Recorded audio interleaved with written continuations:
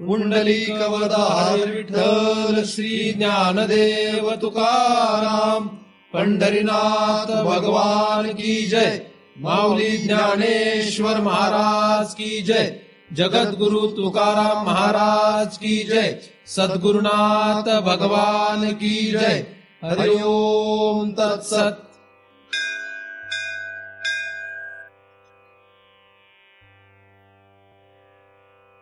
ध्यानमूलं गुरुमूर्ती पूजामूलं गुरुपदम मंत्रमूलं गुरुर्वाक्यम मुक्तिमूलं गुरुकृपा।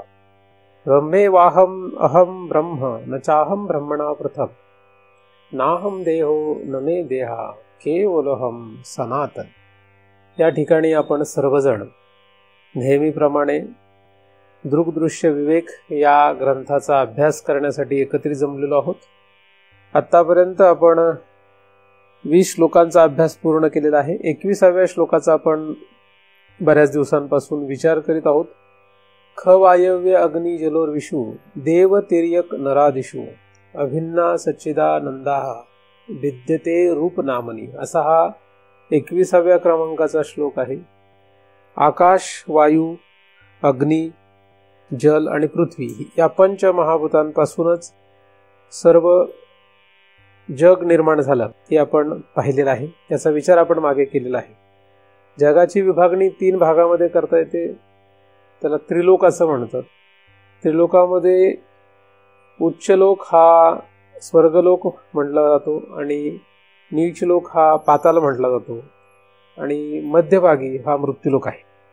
या 3 ठिकाणी जे जीव राहतात त्यांना देव, तिर्यक आणि नर असं म्हटलं जातं। देव हे स्वर्गात राहतात, म्हणजे वर उच्च लोकाला राहणाऱ्यांना देव किंवा देवता असं म्हटलं जातं। नीच लोकाला राहणाऱ्यांना तिर्यक म्हटलं जातं आणि मध्यभागी असणाऱ्यांना नर असं म्हणतात, किंवा त्याला देव तिर्यक नरादिषु असं म्हटलेलं आहे। हा पहिला भाग होता। दुसऱ्या भागामध्ये अभिना सच्चिदानंदा, म्हणजे हे सर्व सच्चिदानंद भगवंतापासून अभिन्न आहेत किंवा भगवंत यांच्यामध्ये अनुस्यूत आहे असं सांगण्यात आलेलं आहे। असा दुसऱ्या चरणाचा पूर्वार्ध होता। आणि उत्तरार्धामध्ये भिद्यते रूप नामनी, म्हणजे भेद जो आहे तो रूप आणि नाम यामुळे आहे असं सांगण्यात आलेलं आहे। आपली दृष्टी कशावर आहे हा सगळ्यात मोठा अभ्यास आहे। परमार्थ आणि प्रपंच किंवा परमार्थ आणि व्यवहार या जर 2 बाजू आपण पाहिल्या तर या व्यवहारामधून, या प्रपंचामधून बाहेर पडणं अत्यंत कठीण आहे। हे नुसतं म्हणून किंवा नुसतं ऐकून जमत नाही। तसा अभ्यास होणं गरजेचं आहे, तसा आंतरिक विचार दृढ होणं गरजेचं आहे। काय करायला पाहिजे याचा अभ्यास पुढे येणारच आहे। म्हणजे पुढील श्लोकापासून काय करायचं त्याची उत्तरं दिलेली आहे। पण आता या श्लोकामधील उत्तरार्धामध्ये भेद हा रूप आणि नाम यामुळे आहे असं सांगण्यात आलेलं आहे, किंवा भेद जो आहे तो नामरूपामध्ये आहे, नामरूपामुळे आहे असं सांगण्यात आलेलं आहे। त्यातील आपण रूप या शब्दाचा विचार केलेला आहे, नाम या शब्दाचाही आपण थोडाफार विचार केलेला आहे। रूप जे असतं त्या रूप या शब्दावर किंवा रूप ज्याला कोणाला आहे त्याला नाम हे असणं अपेक्षितच आहे। म्हणजे जर रूप नाही तर त्याला नाम असण्याचा प्रश्न येत नाही। जेवढे पदार्थ आपल्याला रूप या शब्दामध्ये बसवता येतील त्या सगळ्या पदार्थांना नाम हे असणारच। पदार्थ हा पंचीकृत पंचमहाभूताचा असो किंवा अपंचीकृत पंचमहाभूताचा असो, पंचीकृत पदार्थालाच रूप असतं असं आपल्याला वाटतं, परंतु फक्त पंचीकृत पदार्थांनाच रूप आहे असं म्हणता येत नाही। तर अपंचीकृत पदार्थांना सुद्धा रूप आहे, पण ते सूक्ष्म आहे म्हणून ते लक्षात येत नाही। जसं बरेचसे व्यवहारातही आपल्याला शाळेतही आपण शिकलेलो आहे की काही पदार्थ आपल्याला सूक्ष्मदर्शकाखाली पाहावे लागतात, म्हणजे ते दिसत नाहीत म्हणून त्याला सूक्ष्मदर्शक लागतो। तसं काही पदार्थ आपल्या सभोवताली आहेत पण आपल्याला ते लक्षात येत नाही, कारण त्यांचं रूप जे आहे ते कसं आहे, सूक्ष्म आहे। आणि मग जो पदार्थ आपल्या जाणण्याच्या कक्षेत येत नाही, आपल्या इंद्रियांच्या जाणण्याच्या कक्षेत येत नाही, त्याला आपण नाही असं म्हणत असतो. आणि काही काहींना जर तो पदार्थ लक्षात आला, म्हणजे त्यांची इंद्रिय तशा प्रकारे प्रबळ झाली किंवा तशा प्रकारची झाली, तर त्यांना ते दृश्य दिसतं, तसे रूप दिसतं, आणि मग लोक म्हणतात तो खोटं बोलतो, किंवा त्याला जरी दिसलं तरी आम्हाला का दिसत नाही असं म्हणतो. मग त्याच्यामध्ये बरेचसे प्रकार आहेत, जसं की देवता हा प्रकार आहे. काही लोकांना देवदर्शन होतात, म्हणजे एखादी देवता दर्शन देते, आणि बाकीच्या लोकांना मग लोक म्हणतात हा मूर्ख माणूस आहे, कारण की हा काही बोलतो. ज्यांची श्रद्धा असते ते लोक मानतात, अरे ह्याला खरंच देवदर्शन झालेलं आहे, म्हणजे याला देवतेने कुठलं तरी दर्शन दिलं असं काही लोक मानतात. जसं देवता आहे तसं पिशाच्य पण आहे. असे बरेचसे जीव जंतू या संसारामध्ये आहेत की ज्यांना रूप आहे, पण त्यांचं रूप आपल्याला लक्षात येत नाही. मग असं काहींना वाटतं की नाही हे चांगलं आहे का वाईट आहे. तर सगळेच कुठल्याही जगातला तुम्ही रूप असलेला पदार्थ घेतला की तो चांगलाच असं म्हणता येणार नाही, वाईटच आहे असंही म्हणता येणार नाही.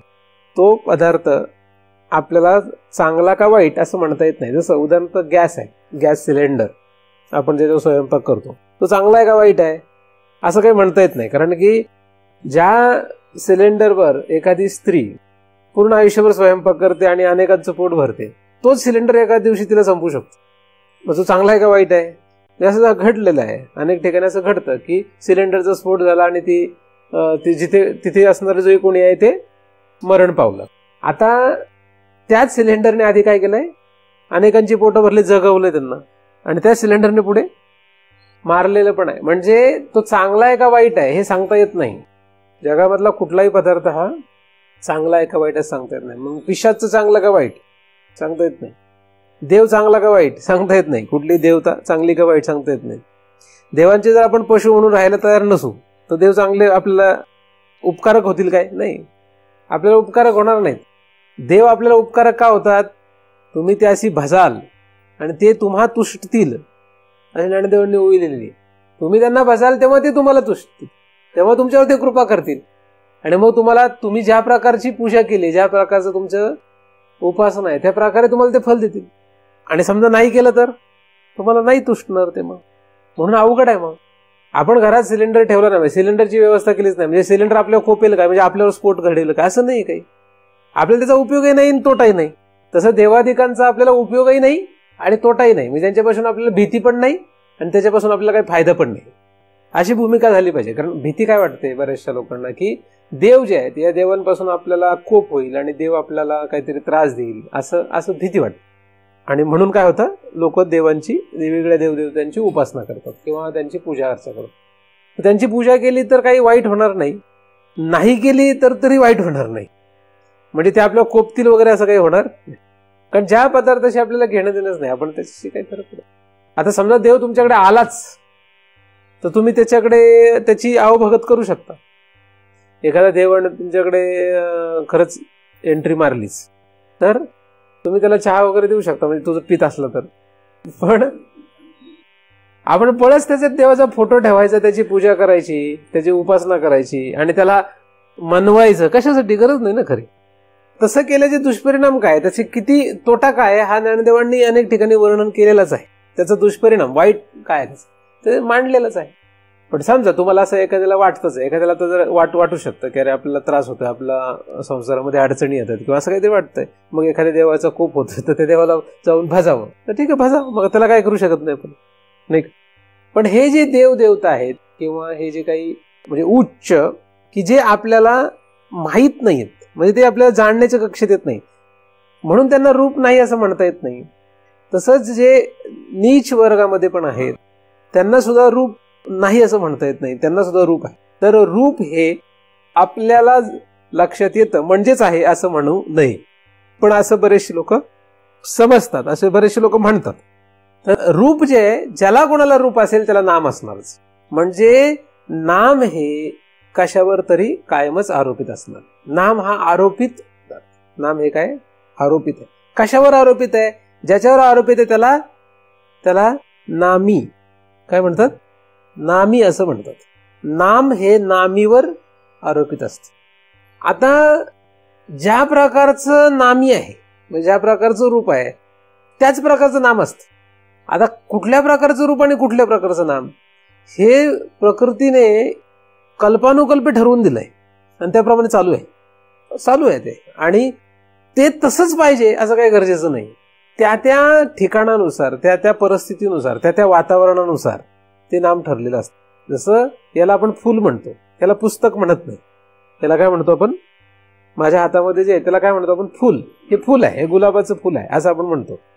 तर याचं नाव ठरलेलं आहे, प्रकृतीने या वातावरणाने तसं ठरवून दिलंय. पण हेच फुल घेऊन जर आपण कदाचित दुसऱ्या राज्यात गेलो किंवा दुसऱ्या देशात गेलो तर ह्याला फुल कोणी म्हणत नसेल, त्याला काहीतरी दुसरं म्हणत असेल. म्हणजे नाम जे आहे हे नाम नष्ट झालं असं म्हणता येणार नाही, नाम नाही असं म्हणता येणार नाही. नाम हे काय आहे, पण कुठलं नाम आहे त्या प्रदेशानुसार त्यांचं नाम काहीतरी वेगळं असेल. म्हणजे ते त्याला फुलाच्या ऐवजी फ्लॉवर म्हणतील, फुल म्हणणार नाही, दुसरं काहीतरी म्हणतील. पण याचा अर्थ नाम गेलं काय, नाम गेलं नाही. का गेलं नाही, कारण रूप गेलेलं नाही. रूप असलं की नाम असणार, हा नियम आहे. रूप आहे आणि त्याला नाम नाही असं होऊ शकत नाही. त्याचं नामकरण जे आहे ते रूपावर अवलंबून आहे. रूप आहे तर नाम आहेच आहे.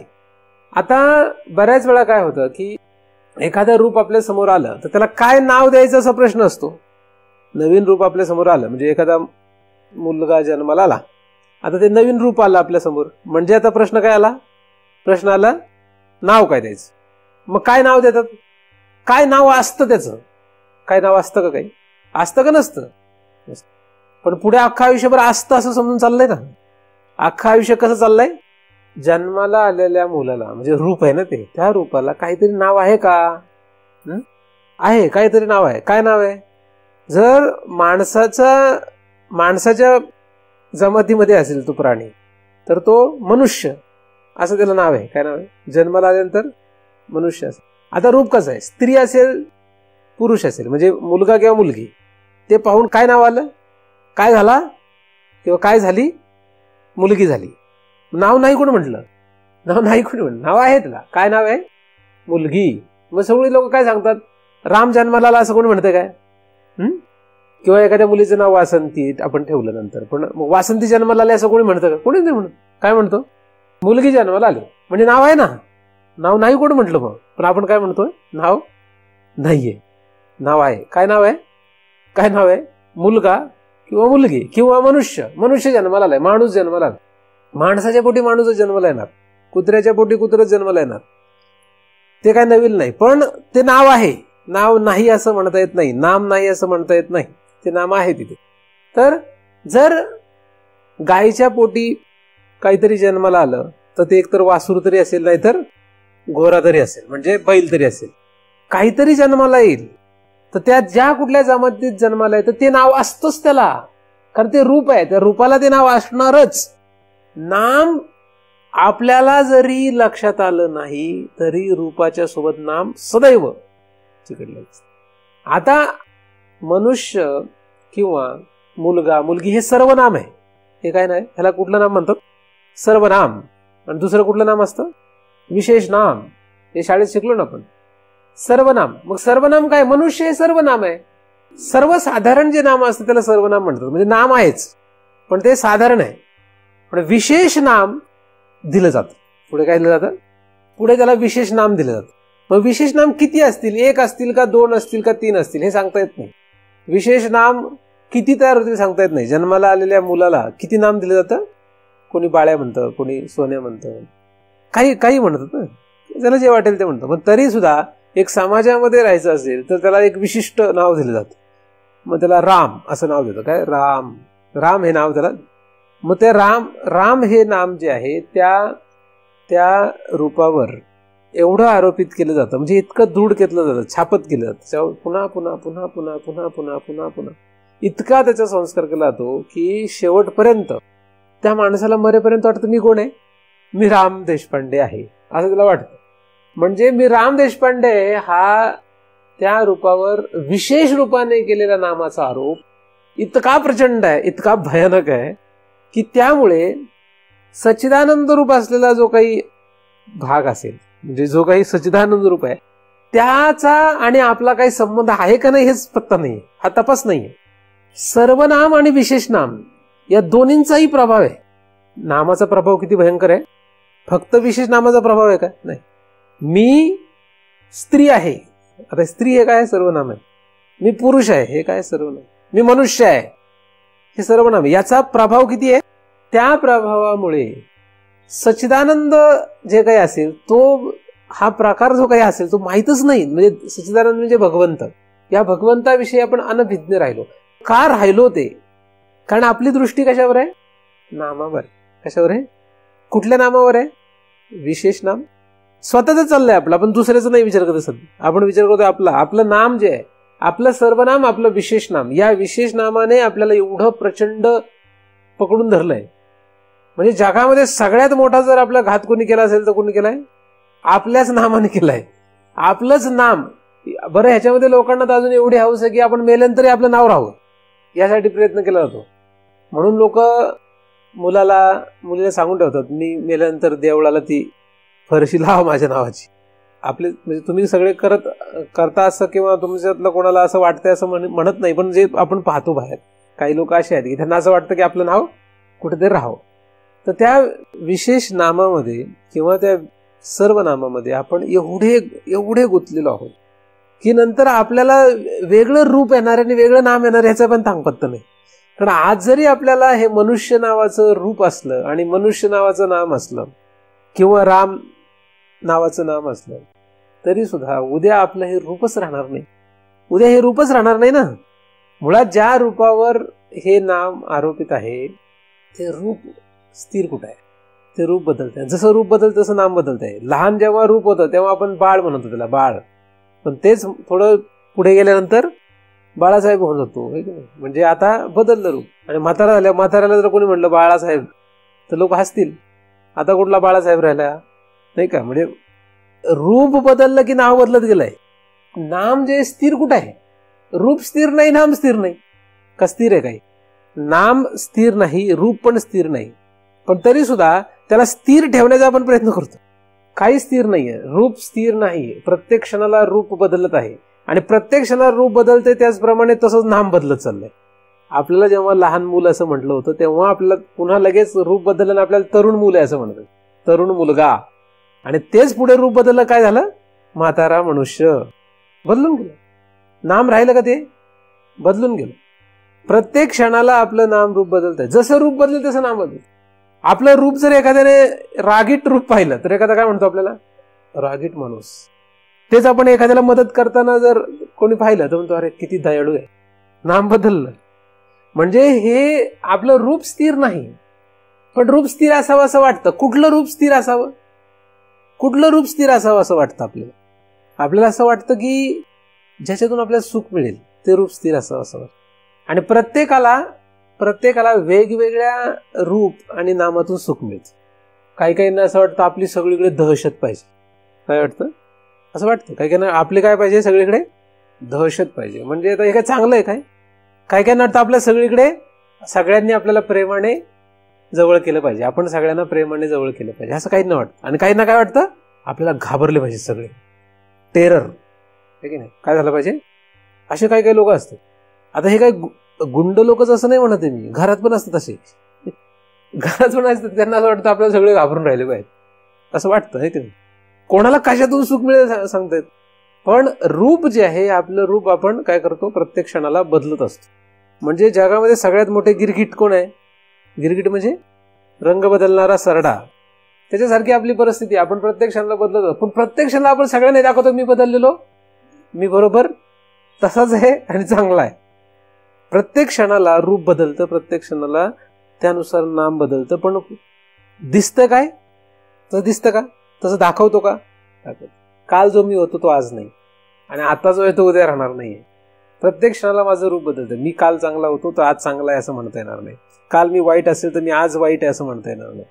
चांगला, वाईट, प्रेमळ, दयाळू किंवा कुठल्याही प्रकारचं रूप असू दे, हे सगळं काय रूप आहे. या रूपावर हे सगळे आरोपित नाम आहे. दयाळू हे रूप आहे आणि त्याच्यावर दयाळू हा हे नाम आहे. म्हणून किती नाम असतील जगामध्ये? किती नाम असतील? विष्णू सहस्रनामामध्ये भगवंताला सहस्रनाम आहे असं म्हणतो आपण, नाही का? विष्णूला सहस्रनाम आहे. आपल्याला किती नाम आहेत? आपल्याला सहस्रपेक्षा जास्त आहेत. कारण करुणा करा दयाळा असं आहे ना. दयाळा म्हणजे तो दयाळू आहे. आपण म्हणतो ना, श्री अनंता मधुसूदना पद्मनाभा नारायणा असं म्हणतो. मग ही सगळी कोणाची नावं आहेत? ही नावं कोणाची आहेत? देवाची नावं आहेत. मग आपलं नाही का तसंच आहे? आपलं कधी कधी दयाळू असतो का नाही आपण? म्हणजे विष्णूची जी नावं आहेत ती आपली पण नावं आहेत. त्यातली किती सगळी जवळजवळ सगळी नावं आपल्याला जुळतात बरं. कधी कधी का नाही जुळत? कधीच जुळत नाही. जुळतात, काही कमी अधिक प्रमाणात जुळतात. का नाही जुळत? हो जुळतात. म्हणून सहस्रनाम का किती नामं? सहस्र कुठलं मोजताच येत नाही. अगणित नाम आहेत. कारण अगणित रूप आहे. अगणित रूप अगणित नाम. मग आता कशाचं नाव घ्यावा? त्या विष्णूचं रूप किती आहेत? विष्णूचे किती रूप आहेत ना? आपण जर विष्णूचा विचार केला, भगवान विष्णूचा विचार केला, तर भगवान विष्णूची किती रूप आहेत? अगणित. मग नाम किती झाले? अगणित. मग कुठलं नाम घ्यावं? तुम्हाला जे रूप आवडतं तुम्ही नाव घेणार. एखाद्याला जर भगवान विष्णूचं हे श्रीकृष्ण हे रूप आवडलं तर श्रीकृष्ण नाम घेणार. राम हे रूप आवडलं तर राम हे नाम घेणार. कोणाला कुठलं रूप, एखाद्याला बुद्ध, भगवान बुद्ध हे रूप आवडलं तर भगवान बुद्ध हे नाम घेणार. कोणाला कुठलं आवडेल सांगता येत नाही. तसं या सच्चिदानंद रूप असलेला जो भगवान आहे त्याची अशी किती रूप आहेत? भगवान शंकर, भगवान विष्णू, भगवान वेदव्यास, भगवान ज्ञानदेव, अनंत वेश अनंत रूप. तो भगवान सच्चिदानंद रूप असलेला भगवान कसा आहे? अनंत वेश अनंत रूप. देव तिर्यक नरादिशू. कोण आहे? भगवान आहे. देव तिर्यक आणि नर हे कोण आहे? तो भगवान आहे. पण आपली दृष्टी तशी नाही. आपली भेद आहे. भिद्यते, भेद निर्माण केलाय. खरं तर देव तिर्यक आणि नर हे कोण आहेत? हे कोण आहे सगळे? हे सगळे भगवंत आहे. म्हणजे आपण जसे आहोत तसेच भगवंत आहे. आपल्याला असं वाटतं की आपण चांगलं होऊ मग भगवंत होऊ. गैरसमज आहे आपला. होतोय काय होतोय माहित नाही, होतोय. आपल्याला काय वाटतंय आता? अरे आपण जरा पापी आहे थोडं, आता जरा चांगलं होऊयात आणि मग आपण भगवंत होणार. बरं, लोक पण आपल्या असंच म्हणतात, जरा पापी आहे, जरा चांगला हो मग तू भगवंत होशील. तसं नाही. देव तिर्यक नर हे तिन्ही भगवंत आहेत. मग आपण तिर्यक झालो म्हणजे नालायकातला नालायक झालो तरी देव आहोत आणि चांगल्यातला चांगला झालो तरी देव आहोत. मग लोक म्हटले बरं झालं. आता महाराजांनी सांगितलं नालायकातलं नालायक व्हा. पेलवत नाही, ते अवघड असतं. काय असतं ते? पेलवणं अवघड आहे का सोपं आहे? तीन हे तर फक्त प्रतिनिधी म्हणून शब्द वापरलेत. रूप, भगवंताचं रूप केवढं आहे? भगवंताचं सच्चिदानंद रूप असलेला भगवंताचं रूप किती मोठं आहे? भगवंताचं रूप केवढं आहे? त्रिलोक हे त्याचं रूप आहे. त्रिलोकातला असा एकही पदार्थ वजा करता येत नाही. एकही सूक्ष्म आणि स्थूल असा कुठलाही पदार्थ भगवंतापासून वजा करता येत नाही. किंवा कुठल्याही पदार्थाला भगवंतापासून वजा करता येत नाही, भिन्न करता येत नाही. अभिन्न आहे तो. म्हणजे जगातला कुठलाही पदार्थ जसा आहे तसा त्याला काहीतरी वेगळं करायचंय हा गैरसमज पसरून गेलेला आहे. कसा पसरलाय माहित नाहीये. आणि तो माझाही आहे. मी पण त्याच्यावर दुरुस्ती करण्यामध्येच अख्खं आयुष्य घालवतोय. आपण काय करतोय? परमार्थ म्हणजे काही नाही वेगळं दुसरं. आणि आपल्या सभोवतालची जी माणसं आहेत त्यांची पण समज तशीच असल्यामुळे याच्यातून बाहेर पडणं अवघड आहे. समज आहे ना लोक, म्हणून अवघड आहे त्याच्यातून बाहेर पडणं. नाहीतर साधू संतांनी सांगून ठेवलेलं आहे की अनंत रूपे अनंत वेशे देखिले मी त्यासी. तो कसा आहे? अनंत रूपे अनंत वेशे. मग अनंत रूप म्हटल्यानंतर अनंत रूप जर म्हटलं तर त्याला काय मोजता येईल काय? मग सहस्रनाम कुठून आले? कुठे जाईल सहस्रनाम? हे सहस्रनाम कुठेतरी मध्ये खुळचट काढलंय आणि सहस्रनामाला धरून बसलेत. वाईट नाहीये काही, काही वाईट नाहीये.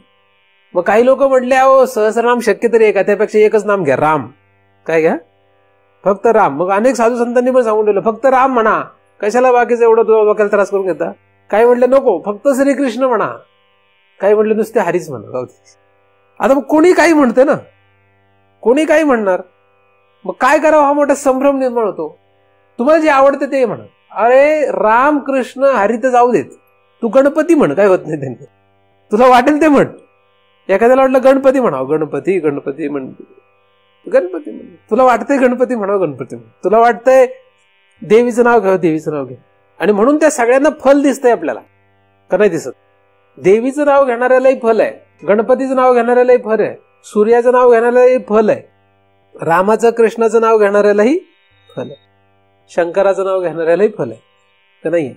सगळ्यांना फल दिसतंय, त्या त्या प्रमाणात तसं तसं फल दिसतंय. हे फल कोणावर अवलंबून आहे? त्या भगवंतावर अवलंबून नाही, याच्यावर अवलंबून आहे. हा कसं घेतोय, हा काय करतोय, ह्याचा भाव काय. अभिन्न सच्चिदानंद रूप असलेला भगवंत हा अनंत रूपाचा आहे.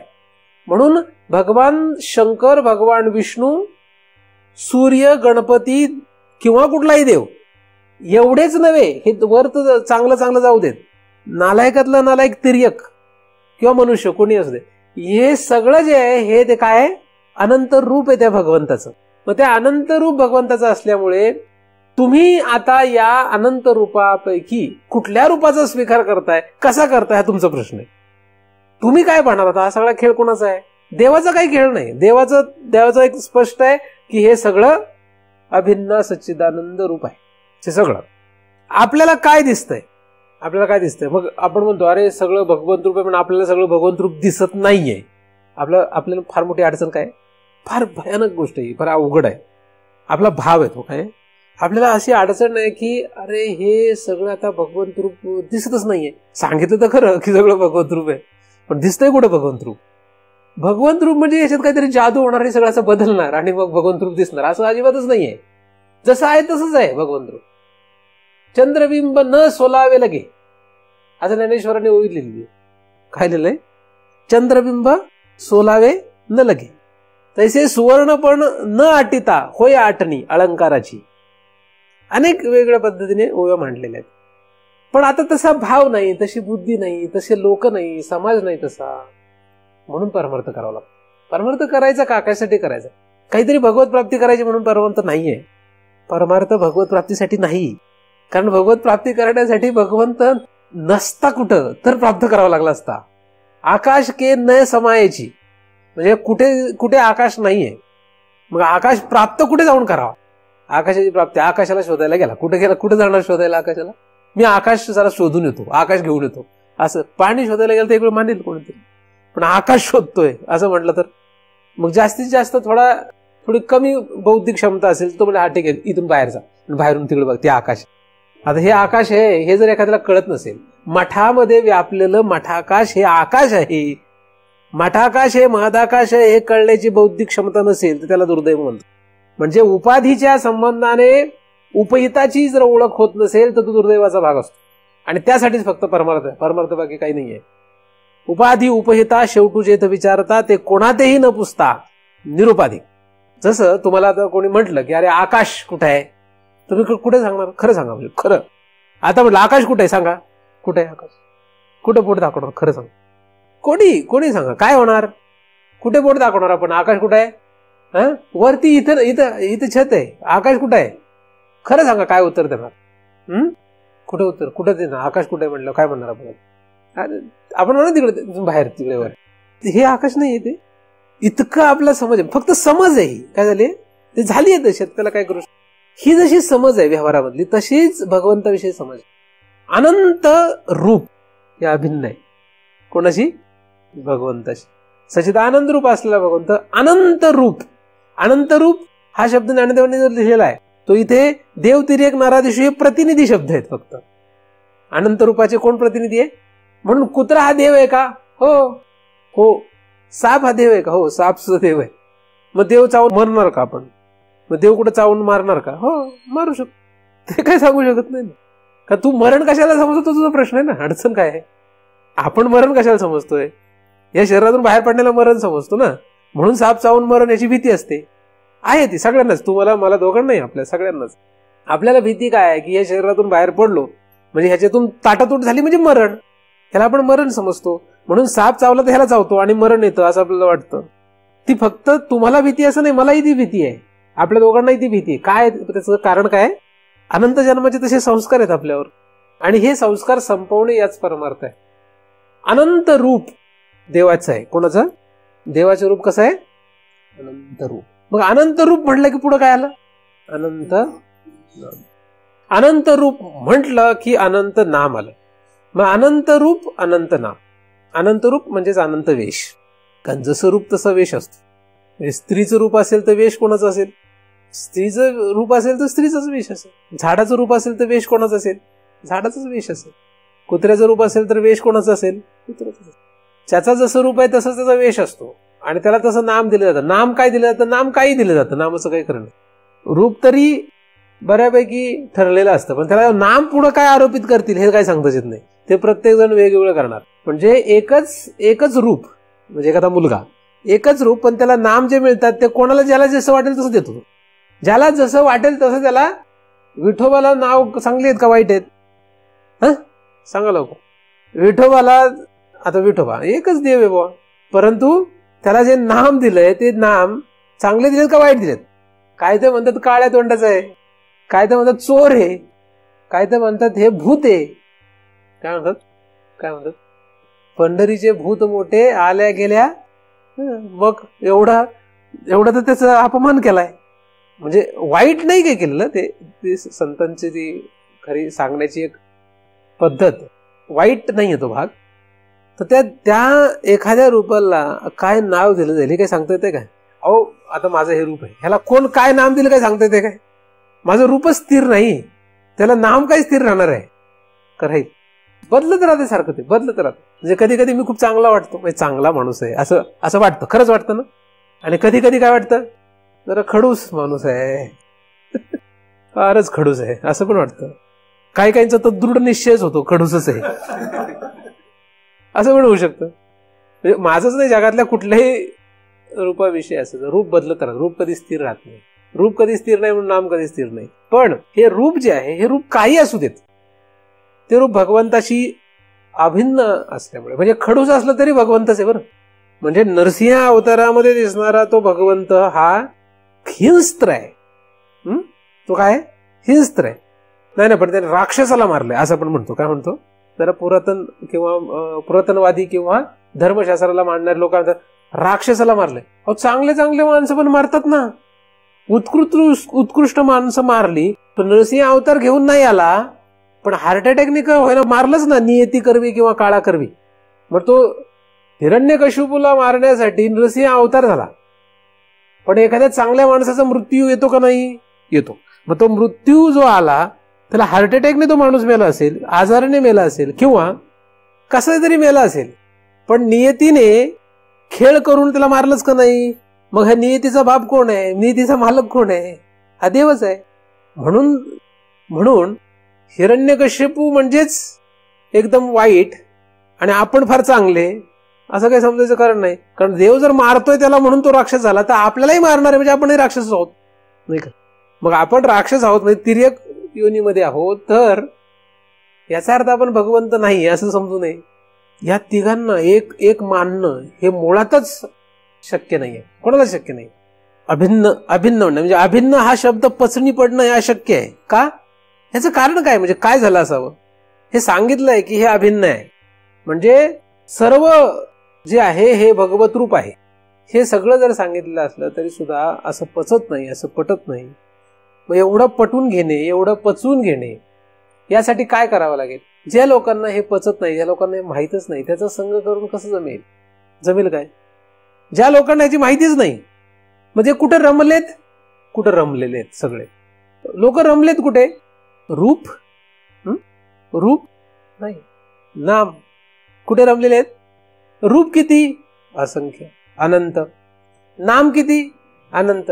त्या अनंत नामापैकी कुठल्या तरी ठिकाणी रमलेले आहेत. मग या नामामध्ये रमल्यामुळे झालंय काय? कुठल्या तरी एकामध्ये रमलेत, म्हणून काय झालंय की तो भगवंत लक्षात येत नाही. जसं एखाद्या माणसाने आपल्याला वाईट बोललं तर हा माणूस वाईट आहे असं आपण म्हणतो. म्हणजे त्या वाईट या नामावर, त्या वाईट या नामावर आपण खिळून राहतो आणि बराच काळ त्याच्यातच गुंतून राहतो, किंवा आपलं बरंच आयुष्य त्याच्यामध्येच जातं. काहींचं तर अख्खा आयुष्य संपतं, त्यांचा ही समज असते की हा वाईट आहे. आणि एखादा चांगला असतो, मग चांगला म्हणून त्याच्यावर बराच सगळा त्याच्यावर जातो. आणि कदाचित मग जर त्याला दुसरं रूप लक्षात नाही आलं तर त्याला चांगलं समजतं. जगामध्ये असं काहीच नाही. असा जगात कुठलाच पदार्थ नाही की जो फक्त चांगला आहे. जगात असा कुठलाच पदार्थ नाही की जो फक्त वाईट आहे. कुठलाच नाही. कारण चांगलं, वाईट किंवा या तीन प्रकारचं सगळं जगत आहे. खरं तर हे तीन जे सांगितलेले आहे, हे तीन लोकात जरी विभागणी वेगळी दिसले तरी सुद्धा विशेष भाग, म्हणजे जेव्हा विशेष भाग जागृत होतो तेव्हा ते तीन लोक निर्माण झालेले दिसतात. पण तिन्ही लोकात हे तिन्ही सुद्धा अंश आहेत. म्हणजे देव पण राक्षसामध्ये सुद्धा आहे आणि राक्षस पण देवामध्ये सुद्धा आहे. पण उच्च लोकांमध्ये देव पण अधिक आहे आणि नीच लोकांमध्ये राक्षस पण अधिक आहे. एवढाच फरक आहे. आणि मनुष्यामध्ये मध्यम आहे, मिक्सचर आहे, असा फरक आहे. तुम्हाला असं कसं, तुम्ही बघा इंद्र किंवा मग वरचे अनेक देवांचे प्रताप बघा, तुम्हाला पुराणांमध्ये ऐकू येतात. त्यांनी राक्षसाला लाजवेल अशी कामं केलेली त्या लोकांनी, का नाही? म्हणजे याचा अर्थ ते वाईट असं म्हणत नाही बरं. आणि तुम्ही नरक लोकातले किंवा पाताल लोकातले अनेक राक्षस बघा, त्यांनी देवांना लाजवतील अशी कामं केलेली, असे पण आहे. नाग लोक वगैरे, का नाहीये? नाग लोक वगैरे पाताल लोक आहे ना ते. तिथल्या कितीतरी नीच योनीमधल्या जीवांनी देवाला लाजवतील अशी कामं केलेली पुराणात उदाहरण आहेत. म्हणजे याचा अर्थ काय आहे की हे तिन्ही सुद्धा एकच आहे खरं, पण ते गुणाधिक्याने ज्या गुणांचा प्रभाव जास्त तेवढा त्याप्रमाणे त्या त्या लोकांना रवानगी होत असते, त्याच्या पलीकडे काही नाही. पण देव, तिर्यक, नर हे जे तीन शब्द म्हणजेच तीन लोक, ही जी विभागणी आहे ती जरी विभागणी असली, हा जरी सगळा एवढा मोठा प्रसार असला, तरी या सगळ्या अनंत रूपांना अनंत प्रकारची नामं जरी आलेली असली तरी सुद्धा अभिन्न सच्चिदानंद आहे. पण असं आहे हे विसर पडलाय आणि लक्ष कशावर गेलंय? फक्त नाम आणि रूपावर गेलंय. आता रूप अनेक झाल्यामुळे झालं काय? तेवढे नाम तयार झाले. त्याच्यामुळे काय झालं की भेद निर्माण झाला, भेद दिसू लागला. काय दिसू लागला? भेद दिसू लागला. कसा? जर समजा मातीचा एकच गोळा आहे, आता एक मातीचा गोळा आहे, काहीतरी करून म्हणजे त्याला त्या चाकावर फिरवला कुंभाराने, चिखल करून चाकावर फिरवलं आणि त्याला वेगवेगळ्या प्रकारचे आकार दिले. आता काहीतरी करून काय झालं? वेगवेगळे रूप तयार झाले. पणती, मडकं, मूर्ती एखादी, असे वेगवेगळे आकार दिले आणि मग ते वेगवेगळे रूप आल्यामुळे त्याला वेगळे नाम आले. आता विकत घ्यायला एक माणूस आला, तो काय घेतो? माती घेतो का रूप घेतो? रूप घेतो का नाम घेतो? विकत जो घ्यायला येतो तो काय घेतो? कुंभाराला काय माहितीये? कुंभाराला मातीच माहित आहे. पण विकत घेणाऱ्याला काय माहित आहे? त्याला नाम रूप माहित आहे. तो कुठलं नाम रूप घेतो? मडकं घ्यायला आलाय आणि पणती घेऊन गेला, असं होतं का? घरी मार खाईल का नाही? कुंभाराकडे गेला कशासाठी? मडकं आणायला, आणि आणलं काय? पणती. पणत्या आणायला गेलाय आणि मडकं घेऊन आला घरी, मार खाईल का नाही? घरात वेडा आहे का नाही म्हणतो. म्हणजे चालत नाही तिथे. रूप काय झालं? रूप अनंत रूप आले. अनंत रूप कोणाचे आहेत? कोणाचे आहेत? एकाचे आहेत. अनंत रूप कोणाचे आहेत? एकाचे आहेत. पण त्या अनंत रूपाची स्थिती का झाली, कशी झाली, हा निराळा विषय. पण अनंत रूप आले, एकाचे अनंत झाले, एकाचे नाना झाले. एकोहम बहुश्याम, एकाचे नाना झाले. मग एकाचे जेव्हा नाना झाले म्हणजे अनंत रूप आलं, तेव्हा अनंत रूपाला अनंत नाम आली. मग कशी नाम आली? आता ही कुंभाराने जशी त्याच्या डोक्याला येईल त्याचे आहे ना ते सगळं, त्याच्या कल्पनेतून जे निघालं ते निघालं. त्याला काय आता काय त्या गिऱ्हाईकाचा काय संबंध आहे? काय गिऱ्हाईकाला आवडलं तर घेईल, नाही तर नाही गेलं. कुंभाराच्या डोक्यात काय आहे, कुंभाराला जे सुचलं त्याने ते बनवलं. आता गिऱ्हाईक आल्यानंतर त्याने काय असं गिऱ्हाईकाच्या हिशोबाने बनवलं असं काय? कलाकार जो असतो खरा, तो प्रेक्षकांसाठी काम नाही करत. तो कोणासाठी काम करतो? स्वतःसाठी. तो कलाकार आहे. तसा खरा कलाकार म्हणजे कुंभार असला तर तो कोणासाठी काम करतो? गिऱ्हाईकासाठी काम नाही करत. तो त्याची पणती बनवतो. कोणी घेईल का नाही घेईल त्यांचा प्रश्न आहे, तो त्याची कला दाखवतो, है ना? तसा हा भगवंत जो कलाकार आहे त्याने त्याची बहुश्याम जे झाला, तो हे जे अनंत बनवलं, अनंत रूप तयार केलं, अनंत वेश तयार केले, हे त्याची ती सगळी चेतना आहे. त्याचं आहे ते, कोणाचं आपल्यासाठी नाही काही. ते आपल्याला वाटते आपल्यासाठी हा दुर्दैव आहे.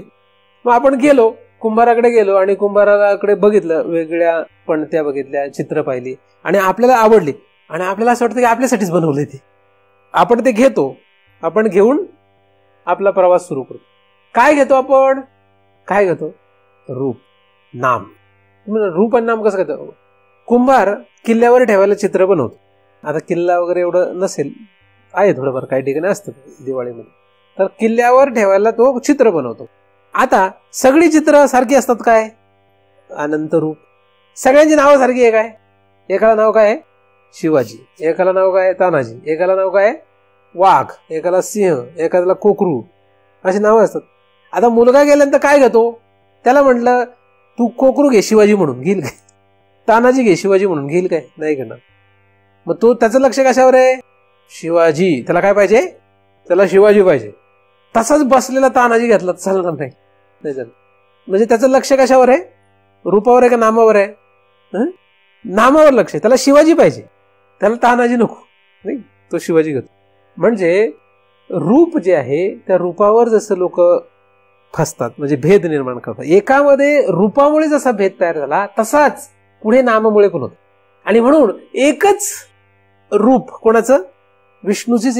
विष्णूच आहे, एकच विष्णू.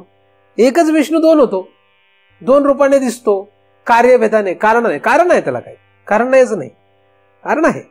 कारण कुंभाराने का ते बनवलं त्याला कारण काहीतरी आहेच, निमित्त कारण, उपादान कारण काहीतरी आहेच. तसं विष्णूची दोन रूपं झाली, एक झाला कृष्ण, एक झाला राम. पण लोक कशाला घेतात? जे रामाला मानतात ते कृष्णाला मानतील असं नाही, जे कृष्णाला मानतात ते रामाला मानतील असं नाही. म्हणायला काय ते म्हणतात रामकृष्ण हरी, पण काही लोकांना म्हटलं कृष्ण, त्यांचं लक्ष कशावर? फक्त नाही, राम, मर्यादा पुरुषोत्तम राम. अरे विष्णूच आहे तो, हाही विष्णू, तोही विष्णू. आलं लक्षात?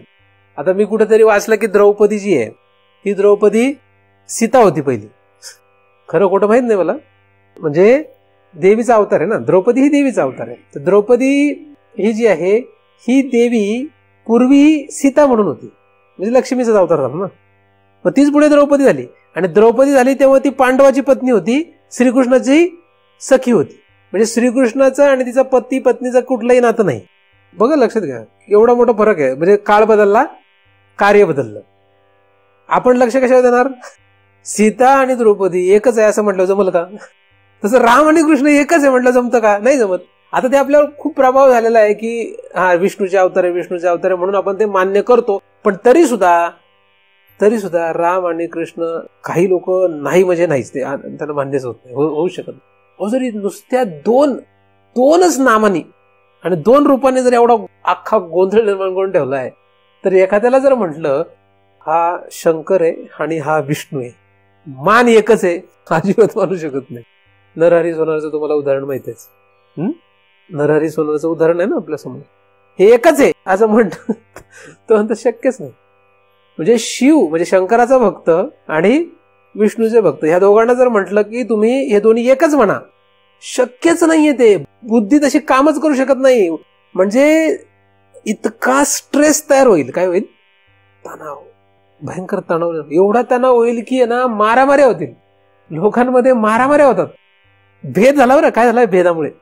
म्हणजे शैवपंथी आणि वैष्णव अजिबात जमत नाही आमचं. का जमत नाहीये? नामरूपाचा भेद. आणि खरा विषय काय? म्हणून विष्णू का शंकर, जे विष्णूचे उपासक आहेत ते शंकराची उपासना अजिबात जमत नाही, त्यांना मान्यच नाही. आणि जे शंकराचे उपासक आहे ते विष्णूला अजिबात मानत नाही. गणपतीचा उपासक सूर्याचे उपासना करत नाही. आपण जर म्हणलं गणपतीची उपासना करा, आपण करत नाही. म्हणजे करत नाही असं करतो आपण. भारतामध्ये काय आद्य शंकराचार्यांनी 5 देवतांचं प्रामुख्याने वर्णन केलेले असल्यामुळे आपण 5ही देवतांना मानतो. म्हणजे गणपतीलाही मानतो आपण, गणपती मानतो, शंकर मानतो, विष्णू मानतो, सूर्य मानतो आणि देवी मानतो. आपण सगळ्यांना मानतो. का? कारण आपल्याला ते आपल्या जे पूर्वज आहेत म्हणजे आद्य शंकराचार्य किंवा त्यांच्या आधी पूर्वज, त्यांनी हे सगळं काय केलेलं आहे आपल्यासमोर मांडून ठेवलंय म्हणून. पण आपण वेगवेगळे म्हणतो. आपण काय म्हणतो? आपण भेद मानतो नामरूपाचा, म्हणून फसतो. मग काही लोकांना आम्ही सगळं मानतो, सगळे मानतात पण भेद ठेवून मानतात. काही लोक आहे ना समन्वय असतात, समन्वय. आम्ही गणपतीच्या मंदिरात पाया पडतो आणि आम्ही विष्णूच्या मंदिरातही पाया पडतो, आम्ही शंकराच्या मंदिरातही पाया पडतो आणि आम्ही सूर्यालाही नमस्कार करतो. मग आम्ही भेद मानतो का असं म्हणतात. पण असं करतात ना. मग हे भेदाने नमस्कार आहे का अभेदाने नमस्कार आहे? अभेदाने नमस्कार आहे. ते समन्वय दिसतोय की आम्ही सगळ्या देवांना मानतो, ह्याही मंदिरात पाया पडतो, ह्याही मंदिरात पाया पडतो, सगळ्यांना मानतो. पण हा भेद आहे, तिथे भेदात्मक आहे तो का नाहीये? रूप नामाचा भेद येतो. कुठला भेद आहे? रूप आणि नामाचा भेद आहे. आणि तो भेद शिल्लक ठेवून नमस्कार. अरे तू सगळ्या देवांना नमस्कार कर, काही होणार नाही. त्याचं काय होणार नाही. म्हणजे अभिन्न सच्चिदानंद हे भगवंताचं रूपापर्यंत जाता येणार नाही. मग त्या देवतेला ज्याला तू भजतो, ज्याला नमस्कार करतो, त्याचं जेवढं फल आहे तेवढं त्याला मिळणार आहे. म्हणजे एखाद्या दगडामध्ये भगवान विष्णूची भावना करून जर तो तशी त्याची उपासना करेल त्याला तेवढ्या प्रमाणात फल मिळेल. एखादा त्याच दगडाला जर भगवान शंकराचं किंवा भगवान शंकराच्या पिंडीचं जर रूप दिलं आणि तशीच उपासना त्याने केली त्याला त्याच्या प्रमाणात फल मिळतं. त्याच दगडाला जर एखाद्याने देवीचं रूप दिलं तर तशी त्याला उपासना करावी लागतं, तसं त्याला फल मिळतं. पण अभिनाश सच्चिदानंद रूप भगवंतापर्यंत जाऊ शकत. कारण काय? भेद. कोणी निर्माण केला? भिद्यते रूप नाम. कोणी भेद निर्माण केला? रूप, अनंत रूप, अनंत नाम. कोणाचं नाम घेऊ असा प्रश्न पडला पाहिजे. आणि कोणाचं नाम घेतलं तर देवाचं नाव होत नाहीये. मग एखाद्याने म्हटलं मी जॉन्सन म्हणू का? जॉन म्हणू का? जॉन म्हणजे कोणाचं नाव आहे? अमेरिकेत म्हणतात. मग तू देवाचं नाव आहे का नाहीये? वराह म्हणजे डुक्कर, देवाचं नाव आहे का नाही? आता वराह पुराण माहित असेल तर म्हणेल हा आहे भाऊ. अवतार माहित असलं तर म्हणेल नाही आहे. नाही तर देव हा डुक्कर आहे असं म्हटलं तर देवाचं नाव काय आहे? देवाचं नाव डुक्कर आहे असं जर म्हटलं चालतं. साधू संतांनी देवाला भूत म्हटलं की मग चालतं. साधू संतांनी देवाला चोर म्हटलं की चालतं. साधू संतांनी म्हटलं मग असं म्हटलं चालेल का? चांगलं काय वाईट काय हा भाग नाहीये जगामध्ये. असा कुठलाच पदार्थ नाही, असं काहीच नाही. पंचकृत पंचमहाभूतापासून बनलेलं, अपंचकृत पंचमहाभूतापासून बनलेलं नव्हे. ही महाभूतच मुळात त्या भगवंतापासून तयार झाली. म्हणजे यांना काहीही रूप असू देत, यांचं रूप काही असू देत, काहीही रूप असू देत, आणि म्हणूनच काहीही नाम असू देत, त्याला सच्चिदानंद भगवंतापासून ते अभिन्न आहेत. हे जर लक्षात घ्यायचं असेल तर ह्या भेदाला नष्ट करावं लागेल. कोणाला नष्ट करावं लागेल? हा जो नामरूपाचा भेद याला नष्ट करावा लागेल. मग नामरूपाचा भेद संपवणं हाच परमार्थ आहे. कसं करायचं ते पुढे आपण शिकणार आहोत, पुढे त्याचा विचार येणारच आहे. पण भेद कोणी तयार केलाय? नामरूपाने. नामरूपाने भेद केलाय. एका मातीमध्ये कुंभाराने निर्माण केलेल्या विविध रूपांना आणि नामांना गिऱ्हाईक कसं पाहतो? माती म्हणून पाहत नाही. कसं पाहतो? रूप किंवा नाम म्हणून पाहतो. म्हणजे ही दोघं, गिऱ्हाईकाची बुद्धी कशी आहे? मातीची अजिबात नाही. फक्त मातीची बुद्धी येणं एवढंच गरजेचं आहे. मग त्यानंतर शिवाजी घे, तानाजी घे, आणि तुझा बरोबर जसा पाहिजे तसा खेळ कर, चालतो. सोनाराच्या गळ्यातही सोनं असते. सोन्याचा अलंकार सोनाराच्या गळ्यातही असतो, आणि जो सोनार नाही, साधारण माणूस आहे, त्याच्या गळ्यातही सोन्याचा अलंकार असतो. पण फरक आहे का नाही? दोघंही अलंकार घालतात पण फरक आहे. तसं या संसारामध्ये असंख्य जीव जगतायत, सगळे व्यवहार करतायत, परंतु साधूचा व्यवहार आणि यांच्या व्यवहारामध्ये जमीन आसमानचा फरक आहे. फरक काय? बुद्धी, त्याची दृष्टी कशी आहे? भेदात्मक आहे का अभेदात्मक आहे? भेद बुद्धी आहे का काय? सगळ्यांशी गुणे गोविंदाने राहिलं की लोकांना वाटतं चला अभेद आहे. गुणे गोविंदाने लोकांना काय वाटतं? महाराज आपल्याला काय भेद शिकवलाय का महाराजांनी, असं लोक म्हणतात. म्हणजे मग मी विचार करतो यांना काय म्हणजे भेद म्हणजे काय म्हणायचं नक्की. तेव्हा मला असं लक्षात येतं की लोकांना असं म्हणायचंय की सगळ्यांनी गुणे गोविंदाने राहा. म्हणजे आपण सगळ्यांनी गोड गोड, सगळ्यांनी नीट चांगलं राहिलं की म्हणजे काय झाला? मग काय झाला? अभेद. आणि आपल्यात भांडणं झाली तर हे व्यावहारिक गोष्टी हो. ह्या भेद आणि अभेद हे नाहीये. तुमचं आमचं भांडण जरी झालं तरी भेद नसावा, आणि आपलं जरी ऐक्य असेल तरी भेद नसावा. म्हणजे आपल्यात आपण गोडी गुलाबीने राहत असलो तरी अभेद असावा, आणि आपले एकदम मारामारी झाली तरी सुद्धा अभेद असावा. असतो तसा. कारण की रावणाला राम मारतो पण तरी अभेद आहे. काय? रावणाचा आणि रामाचा जो दिसतोय आपल्याला त्याच्यात रावणाचा उद्धार आहे म्हणजे अभेद आहे. बरं, आता हे कसं काय शक्य? राम भगवंत आहे आणि रावण जो आहे तो नालायक आहे. नाही, तो फार मोठा तपस्वी आहे. मग त्याची कृती तर फार नालायकातले नालायक आहे ना. पण तू नालायकात, तुमची दृष्टी तशी हो. कृष्ण कोपून जे अशी मारी तो पावे परब्रह्म साक्षात्कारी. पण त्याला कोपून मारल्यानंतरही तो अभेदात जातोय ना. फल काय मिळतं ते महत्वाचं आहे. आणि हा एवढा दानशूर राजा पण त्याला नरकात घालतो. पतिव्रता स्त्रीचा पुन्हा पुनरावृत्ती होते. कितीतरी पतिव्रता स्त्रियांचं पुन्हा पुनरावृत्ती होते आणि गणिकेचा उद्धार करतो. आता ह्याला काही कुठं काही लॉजिक आहे का? काही काय असं का होत असेल? त्याचं कारण काय? अभेद. भेद दृष्टी नष्ट झाली. आपण काय आहोत? आपण जे आहोत त्याच्यातून आपल्याला भगवंत साध्य करायचं. कशातून भगवंत साध्य करायचंय?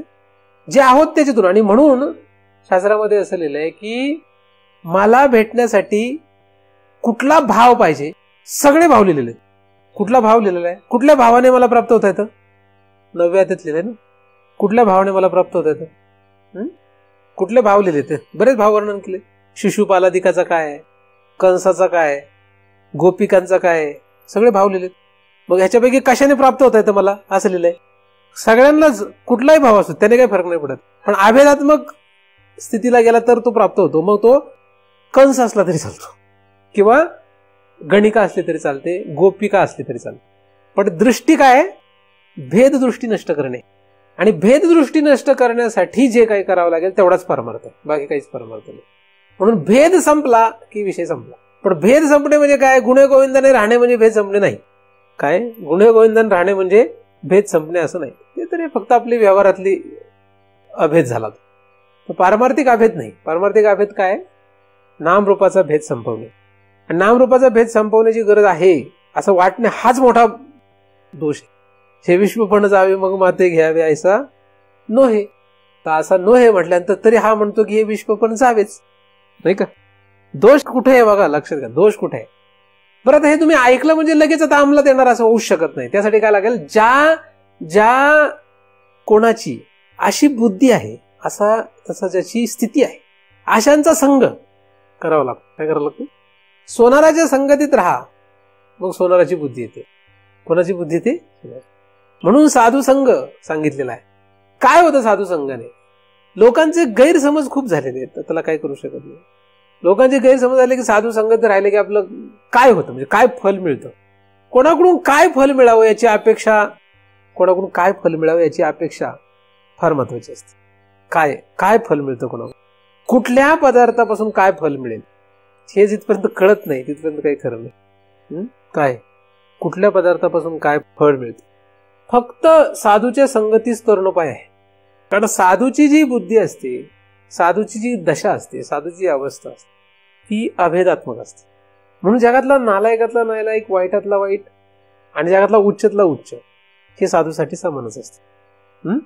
कृष्णाने कंसाला जरी मारलं तरी कंस आणि नंद राजा हे कृष्णाला समान आहे. भ्राता बळीभद्र सुद्धा कंसासारखाच आहे कृष्णाला, कारण काय तिथे अभेद. म्हणून कंसाला मारलं तरी कंसाचा उद्धारच केलाय, आणि अर्जुनाला उपदेश केला तरी अर्जुनाचा उद्धारच केलेला आहे. मग तुम्ही म्हणाल की एखाद्या दुसऱ्यांना तर काहींचा उद्धार नाही झाला आणि काहींचा झाला, मग ते कसं काय, त्यांची ती स्थिती आहे. कंस किंवा अर्जुन यांची स्थिती अभेदात्मक होण्याची आहे. म्हणून एकाला ह्या पद्धतीने उद्धार आहे, एकाचा या पद्धतीने उद्धार आहे, पण दोघांचाही उद्धार. आणि ज्यांचा नाही त्यांचा कसाच नाहीये. मग म्हणून आपल्याला अभेद बुद्धी येण्यासाठी कुठली आपली अवस्था असायला पाहिजे, आपलं काय रूप असावं आणि आपलं काय नाम असावं, हाच मोठा गैरसमज. आणि म्हणून बरेचसे लोक बाह्य रूप बदलण्यामध्ये परमार्थ समजतात. लोकांना काय वाटतंय, बाहेरचं रूप बदललं की आपण म्हणजे असं धोतर रूप हाऊस आहे, त्याला काही करू शकत नाही. धोतर, शर्ट, फेटा किंवा मग भगवे कपडे, बाह्य रूप. मग काय कायना वाटतं नाही, मग हे बघ हे स्वच्छ धुतलेलं वगैरे असं नाही. काय कायना वाटतं नाही असं नको, चेहरा वगैरे असा तेजपुंज, मग ते असं पूर्ण काहीतरी आहारावर कंट्रोल किंवा मग सगळं असं बरेच प्रकार आहेत. म्हणजे आहारावर कंट्रोल करू नका असं नाही म्हणत मी, कंट्रोल करू नका असंही म्हणत नाही, कंट्रोल करा असंही म्हणत काही सांगत नाही, तो विषय नाही माझा. रूप बदलायचा विचार करतात लोक. काय करतात, आपल्याला असं वाटतंय आपलं रूप बदलायचं, आणि काही काही लोक नाम बदलायचं पण विचार करतात की आपण नाम बदलू, मग असं. तर हा इतका प्रभाव आहे नामरूपाचा प्रचंड, पण त्याच्यात आपण भेदातच राहणार आहे हे लक्षातच येईना. म्हणजे स्वतःच्या बाबतीतही तसंच आहे आणि संपूर्ण विश्वाच्या बाबतीतही तसंच आहे. म्हणजे विश्व किंवा स्वतः या दोन्ही ठिकाणी आपण नामरूप या भेदामध्ये आहोत. कुठे आहोत, आणि हे दोन्ही सुद्धा त्या एका भगवंतावर आरोपित आहेत. जसं शिवाजी का तानाजी, नाव का रूप, हे दोन्ही त्या एका मातीवरच आरोपित आहेत. त्याचप्रमाणे 14 भुवनांचा प्रपंच हा एका भगवंतावर आरोपित. पण आपल्याला असं वाटतं की आपण स्वर्गाला जावं, वाटतं ना, आपले असं वाटतं की आपण असं केलं की मग इकडे स्वर्गाला गेले की मग देव आपल्याला भेटणार. नरकाला गेलं काय स्वर्गाला गेलं काय, दोन्ही वाटा चोरांच्याच आहेत, दोन्ही वाट्याला चुकणारच आहे, कारण अभेद नाही ना. म्हणून आपण कुठे कुठे गेल्यानंतर देव मिळेल, कसं झालं म्हणजे देव मिळेल, जेव जसं आहे तसंच, आता मी जसं आहे तसंच देव मला मिळणार, मला काहीच करायचं नाही, आता पाप का पुण्य मला काहीच नाही करायचं. ज्याला वाटतं मी पापी आहे त्याला पुण्य कमावं लागतं, ज्याला वाटतं मी पापी आहे त्याला पाप नष्ट करावं लागतं, ज्याला वाटतं मी पुण्यवान झाल्यावर मला देव मिळेल त्याला पुण्य करावंच लागतं. त्याला कोणी बदलू नाही शकत, मी नाही काही करू शकत त्याला.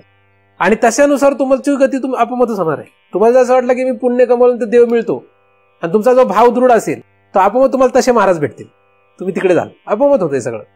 तुम्हाला जर वाटलं मी पाप नष्ट केल्यानंतर आपल्याला देव मिळेल तर पाप नष्ट करायचं शिकवणारे महाराज आपोआप भेटतील, तिकडे जाल तुम्ही, त्याप्रमाणे होऊन जाईल. पाप का पुण्य, शुभ का अशुभ याचा खेळच मला घेणं देणं नाहीये, ह्याच्या पलीकडे आहे देव, देवाचा याचा काही संबंध नाही. असं वाटलं की आपोआप तसे महाराज भेटतील. काही आपल्याला वाटल्यामुळे आणि काही आपल्या पूर्व साधनेमुळे आपोआपच तशी स्थिती येते. म्हणजे तुम्ही समजा मी काय म्हणतो हे ऐकताय, तुम्ही असा कधी विचार केला नसेल, पण पूर्वीची साधना तशी असते, त्याचा परिणाम म्हणून इथे आलेला असतं, त्याच्याप्रमाणे झालेलं असतं. आता ह्याच्यातलं जर पचलं तर त्या दिशेने जातो, जे पचेल त्या दिशेने जातो. तुम्ही बघा ना, बरेचसे लोक येतात, ऐकतात, मग सगळे राहत नाहीत. म्हणजे गेले तेच विचित्र चुकीचे असं नाही बरं, जे राहिले ते बरोबर आहे असं नाही बरं. काय आहे, ज्याची जशी दशा असते, ज्याची जशी अवस्था असते तो त्या त्या दिशेने जात असतो. बऱ्याच वेळा आपल्याला वाटतं अरे हा येत नाही, हा गेला, चुकीचा दिसतो. तसं नाही काही, ते चुकीचं बरोबर नाही, त्याची ती अवस्था आहे त्याप्रमाणे तो तिकडे जातो.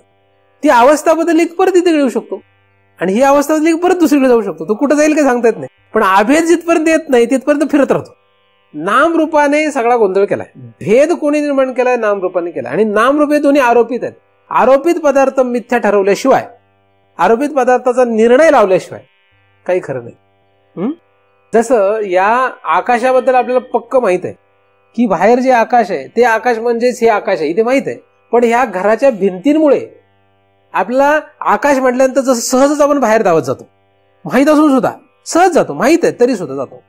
त्याचप्रमाणे हे सगळं भगवंत रूप आहे असं जरी एखाद्याला सांगितलं किंवा कळलं, ऐकलं त्यांनी आणि स्वतःला पटवून घेण्याचा जरी प्रयत्न केला, समजावलं स्वतःला त्यांनी खूप, तरी सुद्धा या असंख्य ज्या जशा या चार भिंतींच्या उपाधी आहेत तशा ह्या असंख्य उपाधी ज्या आहेत त्या उपाध्यांमुळे काय होतं, आपल्याला असं वाटतं की तो देव म्हणजे कुठेतरी हृदयात आहे म्हणून हृदयाकडे धावतो, किंवा कुठेतरी तो बाहेर वैकुंठात आहे म्हणून तिकडे धावतो. आकाश जसं सर्वत्र व्यापलेला आहे त्याचप्रमाणे भगवंत हा सर्वत्र व्यापलेला आहे.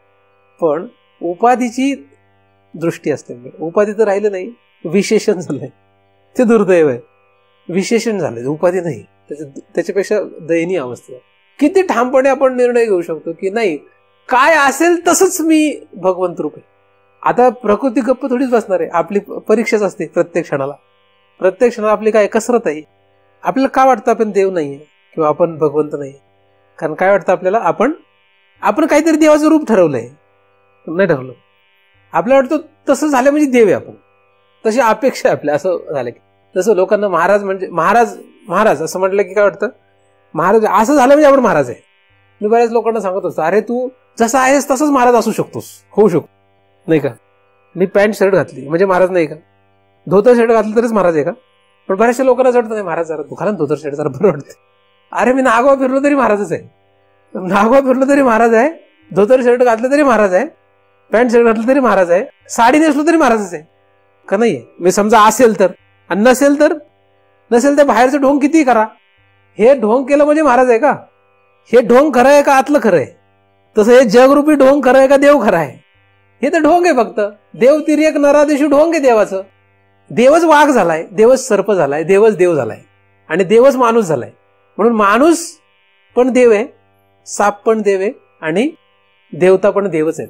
म्हणून देवतांना फक्त तुम्ही देव म्हणून बसता, हा तुमचा गुन्हा आहे, त्याला मी नाही काय करू शकत. आपण देवतांना देव समजून फक्त बसतो म्हणून त्या देवतांचं खंडन करावं लागलं साधू संतांना. खंडन का केलेलं आहे देवतांचं, याच्यासाठी खंडन केलंय की ते देव नाही आहेत. देवता म्हणजे गणपती, सूर्य, चंद्र, इंद्र, वरुण हे देव, या देवता देव नाहीत असं नाहीये. आपण त्यांनाच देव समजून बसलो आणि हे सगळं भेद वाढवला म्हणून साधू संतांना त्याचं खंडन करावं लागलं.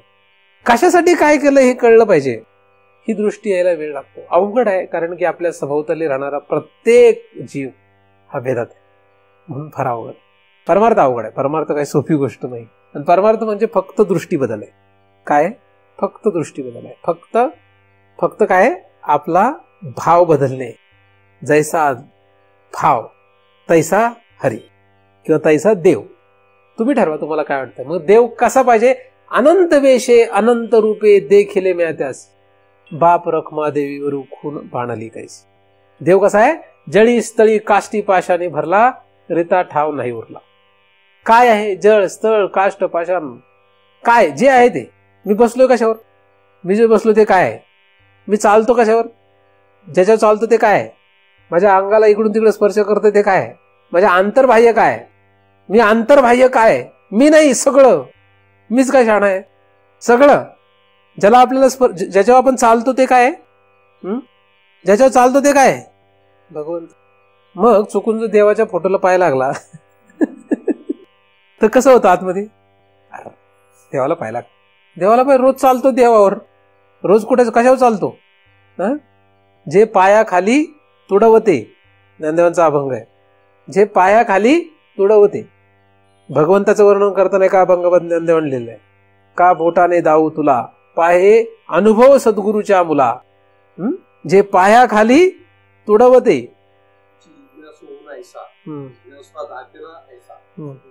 अच्छा, म्हणजे सगळंच तो आहे सांगणार. तोच आहे. म्हणजे फक्त तुमची दृष्टी बदलणे. कोणाची? आपल्याला फक्त दृष्टी बदलायची, काही करायचं नाही. आता काय व्यवहार होणार? म्हणजे चांगलं होणार, वाईट होणार, काय होणार माहित?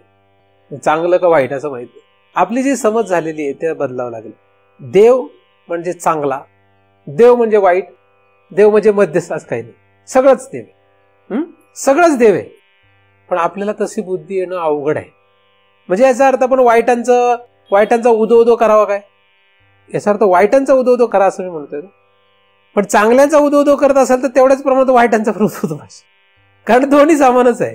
पण एवढी बौद्धिक क्षमता, एवढं पचनी पडणं फार अवघड आहे. त्याचं कारण सांगितलं. त्याला कारण आहे फक्त नामरूपाचा भेद. नामरूप हे इतके प्रचंड वेगवान आहेत की आपल्याला वेळच देत नाहीयेत. त्यांचा काय वेग आहे. आत्ता आपण विचार करतो लहान होतो, आता म्हातारे झालो असं वाटतंय ना. आपल्याला कळतच नाही आपण आपलं एवढं वय झालं.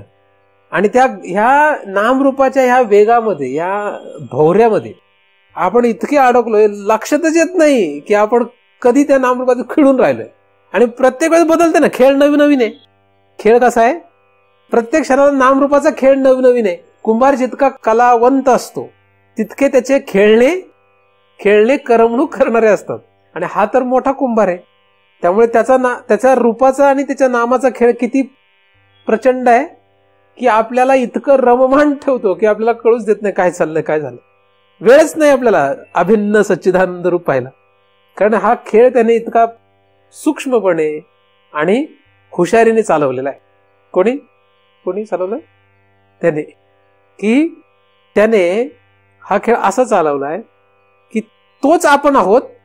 त्याचा खेळ इतका प्रचंड आहे. तोच आपण आहोत, पण आपण तो आहोत हे कळू देत नाहीये. खेळ आहे बरं. आहोत कोण आपण? तोच आपण आहोत. म्हणजे ते तू आहेस. पण खेळ किती उत्कृष्ट आहे की आपण ते असून सुद्धा ते आपण आहे असं कळूच देत नाही. याच्यापेक्षा जबरदस्त कला कोणात असेल? याच्यापेक्षा उत्कृष्ट काय असेल? आपण खरे तो आहोत. पण त्याची कला काय आहे? त्याने कसं निर्माण केलं? नामरूपात्मक प्रपंच असा निर्माण केलाय, म्हणजे असं ढोंग रचलंय, असं ढोंग रचून ठेवलंय की आपल्याला कळतच नाही आपण तो आहोत.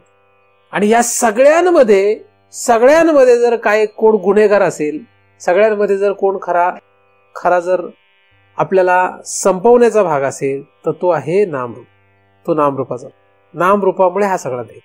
म्हणून या नामरूपाचाच निकाल काहीतरी लावला पाहिजे. नामरूप. परंतु काही लोक एक छोटंसं नाव घेऊन मरतात. लोक एक रूप आणि एक नाम ह्याला घेऊन अख्खं आयुष्य संपून जातात. काही होत नाही. आणि साधू संतांनी सांगून नामे तरला नाही. कोणी नामे तरला, नामेने तरूच शकत नाही. काय तरतो नामाने? कुठल्या नामाने तरणार आहे? कुठल्या नामाने तरणार आहे? जे म्हणतात नामे तरला नाही तेच सांगतात आधी वेगळं नाव नंतर वेगळं नाव. कुठल्या नामाने तरला नाही? भगवंताच्या नामाने तरणार नाही. पण तुम्ही ज्याचं नाव सांगताय तो भेदात्मक आहे का अभेदात्मक आहे हे कळत नाही, की नाही? असो. पण एकदम साधारण मूर्ख माणसाला, फारच दयनीय अवस्थेमध्ये अत्यंत पापवान असलेल्या पुरुषाला स्थिर बुद्धी येण्यासाठी, त्याचे चित्त शुद्ध होण्यासाठी, अंतःकरण शुद्ध होण्यासाठी नामस्मरणाचा उपाय सांगण्यात आलेला आहे. नाही असं नाही, आहेच. हे सगळं आहे, जगामधलं काहीच अमान्य नाही आपल्याला. कारण आपण काही कशाचं खंडन वगैरे करतो तेव्हा आपण कशाला अमान्य म्हणत नाहीये. अमान्य काय आपल्याला, काहीच अमान्य नाही, सगळं मान्य आहे. उलट आमचं म्हणणं आहे की सगळं जे आम्ही, तुम्ही ज्याला अमान्य मान्य करताय, आम्ही अमान्य मान्य दोन्ही करत नाही. तुम्ही ज्याला शुभ अशुभ म्हणता, आम्ही त्याला शुभ अशुभ दोन्ही काय म्हणत, आम्ही दोघांनाही देवच म्हणतो. एवढा मोठा फरक आहे. म्हणजे आम्ही भेदच मान्य करत नाही, आम्ही भेद नाहीच म्हणतो, आणि तुम्ही भेदाशिवाय बोलतच नाही. एवढा मोठा फरक आहे. पण हा असा फरक लक्षात येण्यासाठी, हा अभेद लक्षात येण्यासाठी आणि हा भेद लक्षात येण्यासाठी आपल्याला भगवंताची कृपा पाहिजे. तो कृपावान आहे, कृपावंत आहे. तो त्याची कृपा जर आपल्यावर असेल, तो जर आपल्यावर कृपा करेल तरच याच्यातून आपण वाचू शकतो. काही दुसरा उपाय नाही, दुसरा काहीच उपाय नाही जगामध्ये. तो कोण, जो अभिन्न सच्चिदानंद आहे, तो भगवंत आपल्यावर कृपा करेल. तर राम किंवा कृष्ण किंवा देवी किंवा गणपती यांची कृपाने काही होणार नाही, यांच्या कृपेने काही होणार नाही. पण राम किंवा कृष्ण, देवी किंवा गणपती जे अभिन्न आहेत त्यांच्या कृपेने होणार. म्हणून गणपतीला जर तुम्ही त्या दृष्टीने भजू शकले, विष्णूला जर तुम्ही त्या दृष्टीने भजू शकले, भगवान शंकराला जर त्या दृष्टीने भजू शकले, तर कोणाकडूनही तेच मिळणार आहे. काय, कोणाकडूनही तेच मिळणार. मग तो गणपती आहे का सूर्य आहे का देवी, याने काही फरक नाही पडत. पण जर त्याला अभिन्न सच्चिदानंद रूप सोडून मग ह्यांना कोणालाही भजले तरी काहीच होणार नाहीये, गटाकडे खावाच लागणार आहे पुन्हा पुन्हा. हे पक्क आहे. म्हणजे अभेदात्मक दृष्टीने गणपतीला भजा का सूर्याला भजा, विष्णूला भजा का शंकराला भजा, त्याने काय होणार नाही. तो अभिन्न असलेला देवच लक्षात येईल. पण अभेदात्मक बुद्धी, अभेदात्मक दृष्टी निर्माण न होता यांच्यापैकी कोणालाही भजा, पुनरावृत्ती ठरलेलीच आहे. जास्तीत जास्त काय होणार, त्या लोकाला जावेल तसतसं रूप मिळेल, तसतसं नाम मिळेल, त्याची गती संपली की पुन्हा दुसरीकडे गती होईल, त्याच्या आपल्याकडे काय होणार. म्हणून जर वाचायचं असेल, अभिन्न आणि अभिन्नात्मक असलेला जो देव आहे, सच्चिदानंद रूप जो देव आहे, त्याला भजलं पाहिजे. आणि तो कुठे आहे, विष्णूमध्ये आहे का, नाहीये का, सूर्यामध्ये, गणपतीमध्ये, देवीमध्ये, देव तिर्यक नरादिषु आणि ख वायव्य अग्नी जलोर विषु, देव तिर्यक नरादिषु अभिन्ना सच्चिदानंद. पण अडचण काय, भिद्यते रूप नाम. त्याच देवाचा हा जो भेद नामरूपात्मक तयार झाला त्याने वाटवलं. म्हणून आपल्याला या नामरूपाचा निकाल लावला पाहिजे आणि पुढील श्लोकापासून आपण तोच निकाल लावत जाणार आहोत. नामरूप हे सदैव आरोपित आहेत. फक्त नाम आरोपित असं नाही, रूप पण आरोपित आहे. म्हणून रूपाचा आणि नामाचे सगळे अभंग आपल्याला काही उपयोगाचे नाही. साधू संतांनी त्या दृष्टीने ते लिहिलेले नाहीत. मुळात जैसा ज्याचा अधिकार तैसा त्यास उपदेश हा साधू संतांचा नियम असल्यामुळे आणि त्यांचं ते कार्य असल्यामुळे त्यांनी जैसा ज्याचा अधिकार तैसा त्याला उपदेश केलेलाच आहे. पण याचा अर्थ त्यांचं ते चुकीचं आहे असं होत नाही, याचा अर्थ त्यांचं ते बरोबर आहे असंही होत नाही. कारण त्यांनी पुढेही अनेक प्रकारे सगळं लिहून ठेवलेलं आहे. शहाण्याने साधू संतांच्या सर्व लिखाणाचा उपयोग करून घ्यावा, साधू संतांच्या सांगण्याचा सगळ्याचा उपयोग करून घ्यावा. कारण की मनुष्य हृदयामधलं केव्हा सांगत असतो, जेव्हा आपण त्याच्या अत्यंत जवळ जातो. तसं साधू संतांच्या जितकं आपण जवळ जवळ जाऊ, भगवंताच्या जितके जवळ जवळ जाऊ, तितकं आपल्याला भगवंत खरा कळेल. साधारण माणसाच्या सुद्धा आपण जेव्हा जास्त जवळ जवळ जातो तेव्हा खरं कळत जातं. तसंच भगवंताच्या किंवा साधू संतांच्या जेवढा आपण जवळ जाऊ, आपल्यात आणि साधू संतात भेद राहायला नको. भगवंतामध्ये आपल्यामध्ये भेद राहायचा नसेल तर मलाच माझा जसा द्वेष कधी होऊ शकत नाही, त्याचप्रमाणे साधू संतांचा, श्रीगुरूंचा आपल्याला कधीही द्वेष होऊ नये. आपलाच आपल्याला कधीही द्वेष होत नाही का? होतो. आपण जगातलं नंबर 1चं पाप केलं, आपल्याला द्वेष होतो काय? म्हणजे आपणच आपल्याचा नाश करील काय? आपणच आपल्याला आघात करील का? कधीच करत नाही. का? कारण चुकीचं नाहीये का? केलं ते चुकीचंच धरता येईल ना, पण तरी करत नाही. त्याचप्रमाणे साधू संतांविषयी जर अशी भावना असेल, श्रीगुरूविषयी अशी जर भावना असेल, तर तो साधक नक्कीच पुढे पुढे जातो आणि त्याला या अभिन्न असलेल्या भगवंतापर्यंत पोहोचता येतं. कारण भगवंत हा चांगल्यात आहे, हा जो गैरसमज झालाय तो आपल्याला संपवायला पाहिजे. म्हणून हा उपदेश गरजेचा आहे. असो, याचा अर्थ भगवंत वाईटात आहे असाही अर्थ नाही, तर देव तिर्यक नराधीश. तिन्ही शब्दाने काय केलंय? सगळ्याचं अभिन्नत्व लक्षात घेतलंय भगवंताशी. आणि कोणाचाही द्वेष केलेला नाही, कोणाचा राग द्वेष इथे नाही. म्हणून राग द्वेष त्यातला सगळा संपून टाकलेला आहे. या श्लोकातून आपल्याला त्या भगवंताची एक ओळख सांगण्यात आलेली आहे. पण त्या भगवंतापर्यंत जायचं कसं, नक्की हा प्रवास कसा करायचा, हा अभ्यास पुढे आपल्याला सांगण्यात येणार आहे. पुढच्या श्लोकामध्ये या नामरूपाचा निकाल कसा लावायचा याची सुरुवात, तिथून पुढे हा आपल्याला अभ्यास करणे आहे. म्हणून नामरूपाचा कसा निकाल लावायचा हा अभ्यास जर आपल्याला करायचा असेल तर इथून पुढे या ग्रंथाचं श्रवण करणं गरजेचं आहे. आपणा सर्वांनाच हे ग्रंथाचं श्रवण शेवटपर्यंत करण्याची भगवंताच्या कृपेने शक्ती राहोत. सर्व रीतीने आपणाला सर्वांना या ग्रंथाच्या सांगतेपर्यंत आणि या ग्रंथाच्या अपेक्षित असलेल्या भावार्थापर्यंत पोहोचता यावं, यासाठी तो परम दयाळू भगवंत आपणा सर्वांवरच कृपा करोत अशी त्याच्या चरणी प्रार्थना करतो. आणि त्याच्या कृपेनेच निर्माण झालेले चिंतन त्याच्याच चरणी अर्पण करून इथेच पूर्ण विराम देतो.